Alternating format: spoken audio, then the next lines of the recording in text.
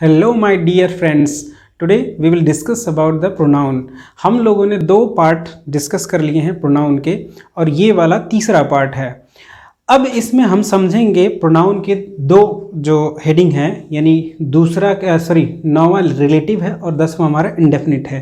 Video बहुत late से आ रहा है, इसलिए लेट से आ रहा है क्योंकि दशहरा, दिवाली और लक्ष्मी पूजा वगैरह वगैरह बहुत सारे फेस्टिवल थे, तो इस कारण से वीडियो लेट आ रहा है। शूट नहीं कर पाया इस वजह से, क्योंकि शोरगुल का माहौल था।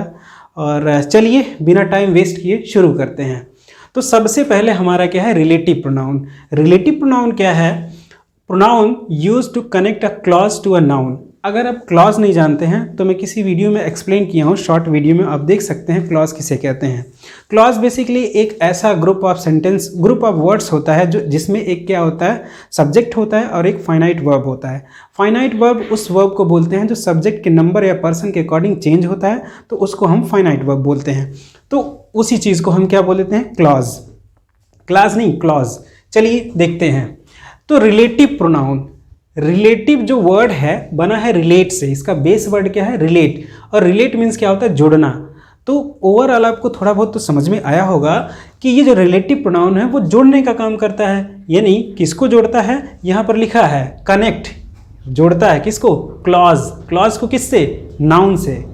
एक क्लॉज को एक नाउन से कनेक्ट करने का काम कौन करता है, रिलेटिव प्रोनाउन। तो आइए देखते हैं कौन कौन सा रिलेटिव प्रोनाउन आता है। सबसे पहले है हु, whom, which और that। ये चार प्रोनाउन हैं जो रिलेटिव प्रोनाउन की कैटेगरी में आते हैं।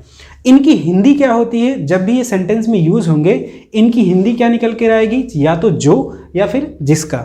चलिए देखते हैं इनका यूज कैसे हम लोग करते हैं। तो यहाँ पर मैंने यहाँ लिख रखा है हु, whom, whose, which और that। तो कुल मिलाकर के ये सारे के सारे रिलेटिव प्रोनाउन हैं। देखिए हु जो यूज होता है वो एज ए सब्जेक्ट यूज होता है, सेंटेंस में एज ए सब्जेक्ट यूज होगा। और क्या, पर्सन के लिए यूज होगा, यानी किसी व्यक्ति के लिए होगा। ही, सी, इट के लिए होगा, मेल फीमेल के लिए होगा। तो बेसिकली ये पर्सन के लिए यूज होगा। अगर कोई वस्तु आती है तो वस्तु के लिए इसका प्रयोग नहीं होता है। आगे बढ़ते हैं, होम का प्रयोग देखते हैं। होम ऑब्जेक्ट की तरह यूज होता है सेंटेंस में, और ये भी किस लिए, पर्सन के लिए। यानी कोई व्यक्ति की चर्चा की गई है, किसी व्यक्ति के बारे में डिस्कशन हुआ है और हम इसका यूज करेंगे तो क्या यूज करेंगे, एज ए ऑब्जेक्ट और पर्सन के लिए। अब हम बात करते हैं हुज की। Whose basically genitive case create करता है। जेनेटिव केस क्रिएट कैसे करता है भाई, हुज मतलब किसका, किसकी या किसके के सेंस में ये यूज होता है। और किसके लिए, पर्सन के लिए, व्यक्ति के लिए यूज होता है। और विच की बात करें, सब्जेक्ट और ऑब्जेक्ट दोनों के लिए यूज होता है। और एनिमल और थिंग के लिए यूज होता है। अच्छा, एनिमल थिंग पर्सन के लिए नहीं यूज होता, नहीं, पर्सन के लिए बिल्कुल नहीं यूज होता है। पर्सन के लिए ये सिर्फ 3 यूज होते हैं और ये चौथा हमारा दैट होता है। तो जब भी विच का प्रयोग करेंगे तो किसी वस्तु के बारे में चर्चा होगी या फिर किसी एनिमल के बारे में चर्चा होगी। आइए देखते हैं। और ये जो विच है सब्जेक्ट और ऑब्जेक्ट दोनों की तरह यूज होता है। दैट का देखिए सब्जेक्ट और ऑब्जेक्ट दोनों की तरह यूज होगा। पर्सन, एनिमल, थिंग ये सबके लिए यूज होता है। अगर कोई व्यक्ति है तो यूज कर सकते हैं उसके लिए दैट, एनिमल है तो उसके लिए भी यूज कर सकते हैं दैट, और कोई थिंग है यानी वस्तु है तो उसके लिए हम यूज कर सकते हैं दैट। आइए समझते हैं यहाँ एग्जाम्पल से। लिखा है this is the boy who helped me. अब देखिए यहाँ पर रिलेटिव प्रोनाउन हमारा हु आया है। इसके पहले हमारा ये क्या आया है, नाउन आया है। देखिए सेंटेंस की हिंदी समझेंगे तब हम समझ पाएंगे ये कहना क्या चाह रहा है। सेंटेंस की हिंदी ये निकलेगी कि यह वही लड़का है जिसने मेरी मदद की थी। तो लड़का कौन है, ये वाला लड़का जिसने मेरी मदद की थी। अब ये हमारा क्या हो गया, इस तरीके से ये क्या हो गया, क्लॉज हो गया। और ये जो है, ये जो हमारा रिलेटिव प्रोनाउन है इसको, यानी इस बॉय से इसी के बारे में जानकारी दे दी गई है। यानी इस बॉय के बारे में जानकारी दे दी गई है कि जिसने मेरी मदद की थी यह वही लड़का है। रिलेटिव प्रोनाउन क्या करता है, अपने से पहले आए हुए एंटीसीडेंट की विशेषता बताता है, उसी के बारे में फर्दर कन्वे करता है सेंस। तो एंटीसीडेंट कौन है, यहाँ पर बॉय है। रिलेटिव प्रोनाउन से पहले आने वाले जो वर्ड्स होते हैं वो क्या कहलाते हैं, एंटीसीडेंट। तो एंटीसीडेंट जो है उसी के बारे में आगे बात होती है। तो यहाँ पे आप समझ पाए होंगे दिस इज द बॉय, ये वही लड़का है, हु हेल्प्ड मी, जिसने मेरी सहायता की थी, मदद की थी। अगला सेंटेंस क्या है, दिस इज द हाउस, यह वही घर है, विच। अब यहाँ देखिए विच आ गया है।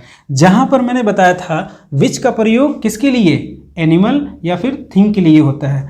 तो यहाँ पर क्या है भाई, यहाँ पर एनिमल तो नहीं है, लेकिन ये थिंग की कैटेगरी में आता है। यह वही घर है which is made of marble, जो किससे बना है, मार्बल से बना है।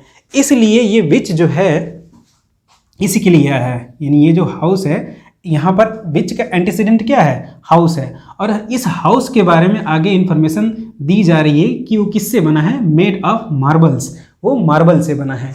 आगे देखिए, the pen that my father bought writes well. यहाँ देखिए आया है ये दैट किसके लिए यूज होता है, तो दैट हमारा यूज तीनों के लिए होता है, पर्सन, एनिमल और थिंग। और हम यहाँ पर चर्चा किसकी कर रहे हैं, यहाँ पर थिंग की चर्चा कर रहे हैं। तो ये हमारा जो रिलेटिव प्रोनाउन है, इसका एंटीसीडेंट क्या है, पेन है। और इस पेन के बारे में आगे फर्दर इंफॉर्मेशन दी जा रही है कि क्या इंफॉर्मेशन दी जा रही है, my father bought writes well. कहने का मतलब ये है कि वो पेन जो मेरे पापा ने खरीदा था वो कैसा लिखता है, वो कैसी चलती है पेन, वो अच्छा चलता है।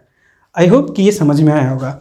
आगे देखते हैं 10वां और लास्ट हमारा प्रोनाउन है इंडेफिनिट प्रोनाउन।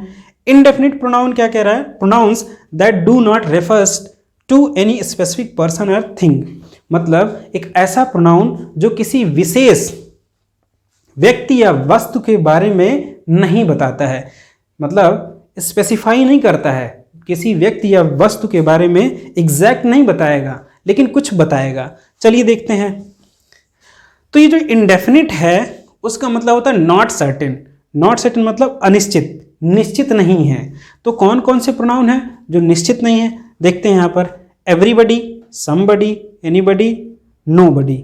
मतलब ये सारे के सारे जो है प्रोनाउन इंडेफिनिट प्रोनाउन है। इंडेफिनिट प्रोनाउन की कैटेगरी में और सारे प्रोनाउन आते हैं, यहाँ पर लिखूंगा तो बहुत सारे हो जाएंगे। बेसिकली इन सब का यूज बहुत ज़्यादा होता है सेंटेंस में, इसलिए मैं यहाँ पर लिख दिया हूँ।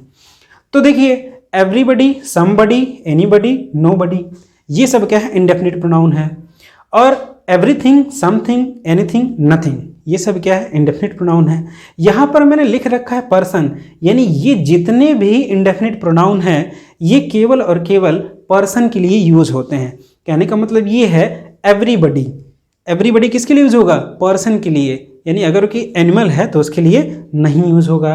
अगर बात करते हैं थिंग की, यानी एवरीथिंग मतलब सारी चीज़ें, यहाँ पर क्या है, थिंग है। तो जितने भी थिंग वाले प्रोनाउन हैं वो बेसिकली किसी ऑब्जेक्ट या थिंग कह सकते हैं, वस्तु के लिए यूज होती है। और जितने भी बडी वाले प्रोनाउन है इंडेफिनिट प्रोनाउन, वो किसके लिए, पर्सन के लिए यूज होते हैं। सेंटेंस में कैसे इसको समझेंगे, आइए देखते हैं। मेनी ऑफ अस, मेनी भी क्या है आपका, इंडेफिनिट प्रोनाउन है, ठीक है। तो मैंने यहाँ पर लिख नहीं रखा है, बेसिकली हम किस में समझेंगे, इंडेफिनिट प्रोनाउन में। मेनी कहने का मतलब ये है बहुत सारे। क्या पता चल रहा है कि कितने, 1, 2, 3 या 4 हैं, नहीं पता चल रहा है। तो बोल दिया गया है कि मेनी ऑफ अस मतलब हम में से बहुत लोग, मेनी ऑफ अस हम में से बहुत लोग, are not happy with you, आपसे सेटिस्फाइड नहीं है, आपसे हैप्पी नहीं है, ठीक है। कोई ऐसा कर्म किए होंगे इसलिए नहीं खुश होंगे। Somebody has stolen my pen, ठीक है। अब यहाँ देखिए somebody has stolen my pen, अब ये कह रहा है किसी ने मेरा पेन चुरा लिया, किसी ने चुरा लिया, पता चल रहा है किसने चुराया, नहीं। राम, मोहन, सोहन, किसने चुराया, नहीं पता चल रहा है। बोल दिया गया है कि किसी ने चुराया है, समबडी। अब वो कौन हो सकता है, नॉट डिफाइंड, इसलिए क्या है, इंडेफिनिट प्रोनाउन। आगे देखिए सम आर बॉर्न ग्रेट, यहाँ पर क्या कह रहा है, कुछ पैदाइशी महान होते हैं। कहने का मतलब ये होता है कुछ पैदाइशी महान होते हैं। यहाँ पर सम जो है, सम बता रहा है कुछ। अब ये कुछ कितना है, 1, 2, 3, 4, कुछ नहीं पता चल रहा है। तो ये क्या हो गया, इंडेफिनिट प्रोनाउन। आई होप आप जो है इस वीडियो को अच्छी तरीके से समझे होंगे और पूरा सेटअप थोड़ा सा चेंज आपको दिखाई दे रहा होगा। वो बेसिकली क्या हुआ, हमारा बोर्ड भी बदल गया है, लाइटें भी लग गई हैं और माइक भी आ गया, इस वजह से सेटअप थोड़ा चेंज हो रहा है। और धीरे धीरे हम कोशिश करेंगे इसको वेल डिफाइंड स्टूडियो में चेंज करने के लिए।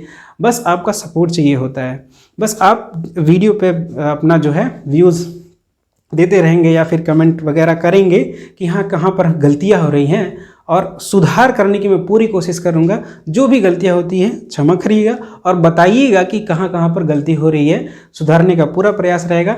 Thanks a lot for watching the video.